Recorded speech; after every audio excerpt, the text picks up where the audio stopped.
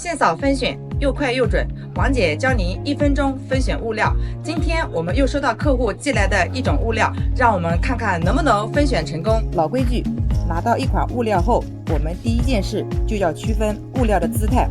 这种物料的姿态就相对简单，我们只要区分左右的方向即可。现在需要把右边这个物料筛选出来。首先，我们先调整下光圈，让光纤的照射范围尽量贴近物料，同时确定好光纤的扫描路径，然后假设好光圈，开始学习物料姿态。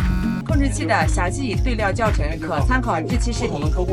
如果对料操作完成后，控制器显示该界面，恭喜你对料成功。来，让我们看一下分选的效果，非常完美。屏幕前的各位老板，还有什么想分选的物料，都可以寄给王姐，帮您免费分选。让我们下期再见。